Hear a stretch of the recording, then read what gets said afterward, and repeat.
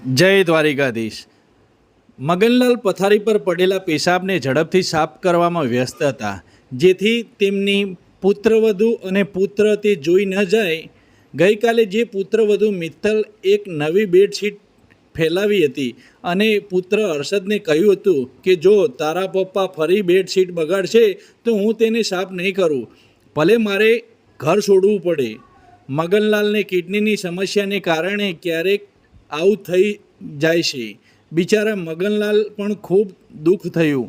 મગનલાલે ઝડપીથી ચાદર કાઢી અને બાથરૂમમાં ધોવાનું શરૂ કર્યું, એમ વિચારીને કે આજે પુત્રવધુ તેના પુત્ર સાથે તેના ભાઈના લગ્નના કપડાં ખરીદવા ગઈ છે, તે મોડી પાછી આવશે।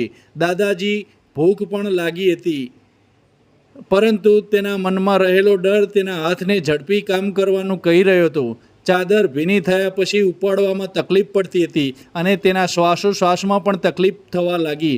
ત્યારે અચાનક તેના સામે તેનો પુત્ર અને પુત્રવધુ સામે ઊભેલા જોયા। દાદાજી ગભરાઈ ગયા।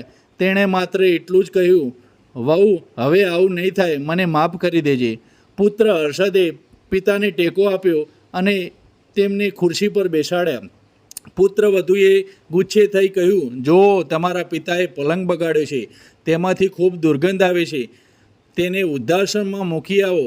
હર્ષદે તેની પત્નીને શાંત પાડતા કહ્યું, તું તારી માને ઘરે જઈ શકે છે, હું મારા પિતાને કેવી રીતે છોડી શકું, જેણે મારા અંડરવેરમાં લૂ લાગતી વખતે મારું પેન્ટ પણ સાફ કર્યું હતું। તે પિતાનો પેશાબ હું સાફ કરીશ। મારા પિતા તેમના સન્માન સમારોહમાં જતા હતા, તે દિવસે મેં મારા યુનિફોર્મમાં શૌચ કરી દીધો હતો, તે છતાં પણ તેમને સન્માન સમારોહમાં જવાનું ટાળી અને મારું પેન્ટ સાફ કર્યું હતું। હર્ષદે તેના પિતાને સંભાળીને કહ્યું, ચાલો પપ્પા, તમે ઘણા ભીના થઈ ગયા છો, તમને ઠંડી લાગશે, હું તમારા માટે ચા બનાવી આપીશ। દીકરાએ કબાટમાંથી એક નવી ચાદર કાઢી પલંગ પર પથારી મગનલાલે બેસાડ્યા, કપડાં બદલ્યા અને પોતાના હાથે ચા પીવડાવી। દાદા ધ્રુજતા હાથે પોતાના પુત્રના માથા પર હાથ ફેરવી અને તેને આશીર્વાદ આપવા લાગ્યા। તેની આંખોમાંથી આંસુ વહી ગયા, જેને તેણે ધોતીના ખૂણાથી લૂછ્યા। પત્નીની તસવીર જોઈને દાદાએ મનમાં કહ્યું, જુઓ શારદા, તું કહેતી હતી કે હું જતી રહીશ તો તમારું ધ્યાન કોણ રાખશે? જો અમારો દીકરો તારા વૃદ્ધની કેવી સેવા કરે છે। દરવાજે ઊભેલી પુત્રવધુ મિત્તલ પણ પસ્તાવાના આંસુ વહાવી રહી હતી। આ ઘટનાએ તેમને અહેસાસ કરાવ્યો કે પરિવારનો દરેક સભ્ય ભલે ગમે તેટલો નબળો હોય, તેમના પ્રેમ અને સન્માનને પાત્ર છે। જો દરેક ઘરમાં આવા દીકરા હોય તો આજે વૃદ્ધાશ્રમ ના હોય।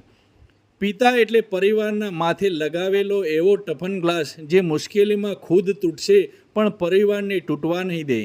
પિતા એટલે બાળપણમાં સાયકલમાં બેસાડીને ગામમાં ફેરવે અને આપણા ચહેરાની ખુશી જોઈ ખુશ થાય એ પાત્ર। ભલે ને તમે દિલથી ગમે તેટલા મજબૂત હો, પણ સાહેબ, જ્યારે દુનિયાની સૌથી મજબૂત વ્યક્તિ પિતાની આંખમાં આંસુ જુઓ ને, ત્યારે બધું હચમચી જાય। મિત્રો, તમને અમારી આ વાર્તા ગમી હોય તો એક લાઈક જરૂર કરજો અને તમારા સગા સંબંધીઓને શેર કરી અમારી ચેનલને સબસ્ક્રાઈબ કરજો। જય દ્વારિકાધીશ।